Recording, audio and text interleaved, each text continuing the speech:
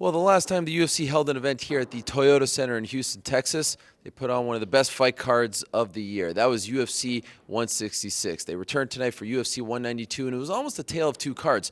Prelims, amazing. Main card was a little slow, but the main event, that was an instant classic between Daniel Cormier and Alexander Gustafsson. In the end, Cormier walks away still the champion. He wins via split decision. Hello again, everyone. I'm Ariel Helwani. This is the MMAfighting.com post-fight wrap-up, and that's Dave Doyle. Dave, this is the big question. A lot of people seem to think that this was a bit controversial. Do you agree? Do you agree that Daniel Cormier should have walked away with the title? Answer to your first question is no. Answer to the second one is yes. Look, a lot of close rounds in that fight. Personally, watching from cage side, I had it 49-46 for Cormier. I gave Gustafsson the third round. I mean, he almost finished him with that knee. You can't deny that. But, you know, DC clearly wins the first round. The second round, I know Gustafsson kind of changed the tone of the fight, but if you really watch that closely, Cormier just did damage with uppercuts over and over, kind of peppered throughout the round. Fifth round, I had it for Cormier. I thought he just had more left in the tank, and you know, they landed a little more and had a little more to give. I agree. I also had it 49-46 for DC, but it was a close 49-46. Absolutely. Very hard rounds to judge. Big surprise, of course, was the fact that Gustafsson was able to take the fight to the ground multiple times, but interestingly, Fight Metric only gave him one official takedown. Nevertheless, you could tell it bothered DC. What'd you make of Gustafsson's performance, especially after the knockout loss to Rumble Johnson? Tremendous. Absolute, just, you know, he doesn't have a belt, but he has the heart of a champion. You know, you can't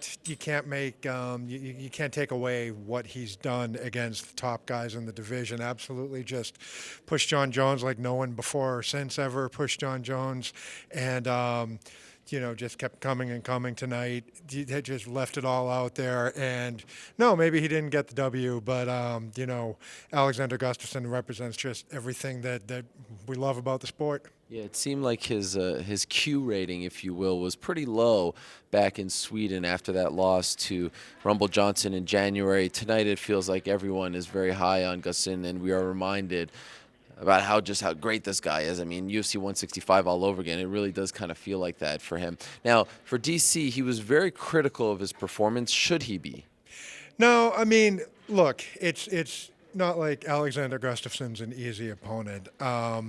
It's probably a good thing for him that he's coming out of that questioning himself, because that only shows that even where he is now as the champion, as the king of the hill, so to speak, that he wants to get better, that he's not done improving.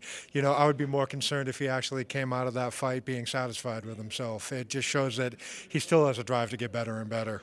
Was that the kind of performance in which people will now start to give him more respect, or do you think that will only come until he beats Jon Jones?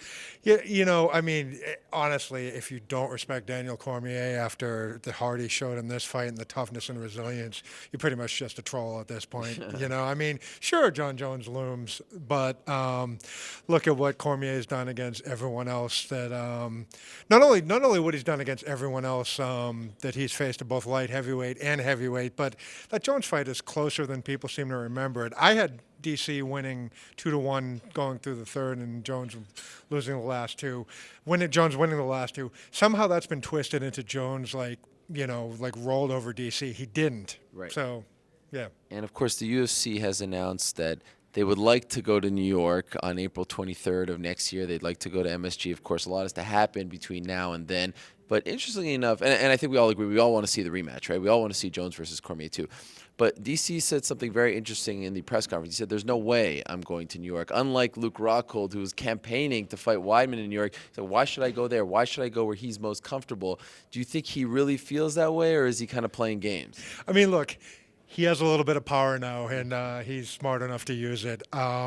Maybe he's just playing mind games. I bet DC's enough of a company man that I bet if push came to shove, like, probably actually would do it. But he's smart enough to play the game. I think it's pretty brilliant, because here he is kind of saying, look, guys, look, essentially show me the money, right? Because you know, why should he cater to Jon Jones? He is right now the champion, and we all know, back of his mind, who doesn't want to headline the first ever event at MSG? So he gets that. This is a guy who understands history and all that. But I thought it was interesting gamesmanship. It's starting already. Also, Jon Jones goes on Instagram, smiles, and then deletes it. So we're back to the old days. And that, I mean, if anything tells you that Jon Jones is probably coming back pretty soon, it's the fact that he's back to his old games on social media.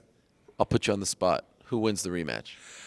I'm not picking against Jon Jones. Okay.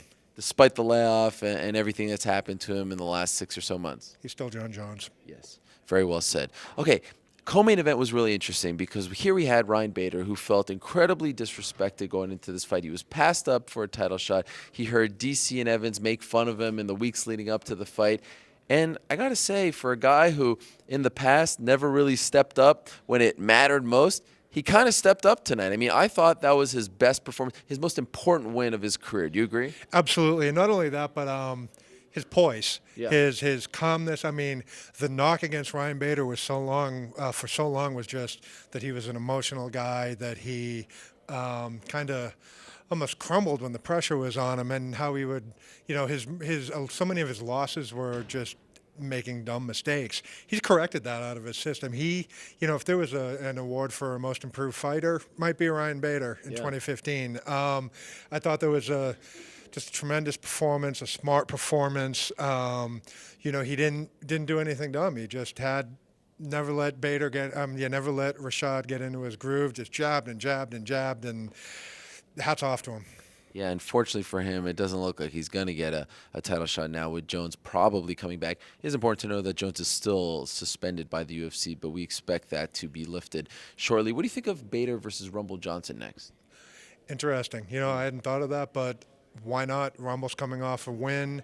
Bader says that he wants big fights. He said he'd like to get his rematch back with get his last loss against Glover back. But, why not? It would be a consequential fight, and if you really want to build someone up for a title fight, why not go with two of the best? Really impressed with Bader's use of his jab. I got to say, I had the privilege of watching all of these fights with Dominic Cruz, and holy moly, he opens your eyes to a whole new world. And the way he was talking about what Bader was doing in his improved striking was pretty fascinating. Cruz is very high on it, and if Cruz is high on it, I'm high on it, and I think you're high on it as well. What'd you make of Rashad Evans? It's almost been 2 years since his last fight going into this one. A major knee surgery twice, major knee injury, of course. Did he look really old tonight? Was it ring rust? What'd you think? I think it was a little bit of ring rust, and, he was fighting the new Ryan Bader, not the old one. Right. So I'm willing to give him a little bit of a mulligan. If he wants to come, if he wants to call it a career, he's had a tremendous career. But, maybe if he wants to come back, maybe kind of ratchet down the competition a little bit and kind of ease his way back in instead of going up against one of the top guys. Also on the pay-per-view, Juliana Pena defeated Jessica Ai. She said she wants to fight Ronda Rousey next. Do you think she's ready for Ronda? No, but I admire her gumption. There's you got to love a fighter who's not afraid to shoot for the moon, and in the UFC, the squeaky wheel always gets greased. So, I don't know. I actually can kind of see the point she was making, where if Jessica Ai had beaten Miesha Tate, she would have gotten the title shot at Rousey. In theory, she beat Jessica Ai. I don't know. I don't think she's quite. There's just something in that performance tonight just says she's not quite there. But, I admire her for setting her goals high. Ruslan Magomedov won. Joseph Benavidez won 6 days before his wedding. Big win for Yair Rodriguez. Albert Tumanov was an amazing knockout of Alan Jouban. Anyone else that you feel like we really need to talk about? Rose Namajunas, and of course, someone by the name. What's his name? Kid from Houston, cheerleader-looking kid. I don't know, Sage Van Zandt. Yes. Yeah. Sage Northcutt, 19-year-old Sage Northcutt walked into the octagon tonight looking like a seasoned veteran. Right? What a performance that was. Oh, tremendous! That was everything you would have wanted out of his debut. Now look, Francisco Trevino, we're not talking about, he didn't exactly go out and beat Donald Cerrone there, Sure. But not a bum, right? Yeah, not the greatest fighter on the UFC roster. But look, I mean, you can't deny just the sheer athleticism. He's still raw, but just his speed, his athleticism, his striking, the way he'll manage to just put that together in just a blink of an eye. You have to be very, very excited about this kid's future, and maybe almost excited as he is himself about life. Man, I got to tell you, my favorite story of the night, I'm backstage. This is like 2 hours after his debut. He walks up to me and he goes, "Hello, sir. I just want to introduce myself. My name is Sage." I'm like, "Sage? I've just been like glowing about you for the last 2 hours. You're introducing yourself to me, telling me your name like I don't know who you are." You got to love that you're just so wide-eyed, so happy to be here. Yeah, just like that, the UFC has a new prospect on their hand. 2 weeks ago, who knew who Sage Northcutt was?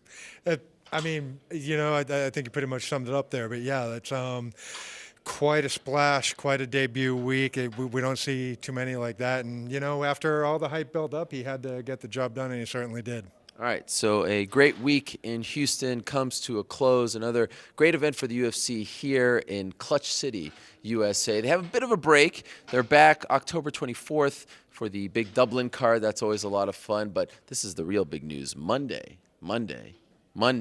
is the 300th episode of the MMA Hour. It's a star-studded affair. I'm not going to tell you who's on the show just yet. You'll have to wait for my tweet Sunday afternoon, but trust me, it's going to be a lot of fun. 1 p.m. Eastern, MMAfighting.com, 300th episode of the MMA Hour. Of course, we'll talk about 192 and a couple other surprises as well. For now, we say goodnight from Houston. That is Dave. I am Ariel. Thank you so much for watching. We'll see ya on Monday.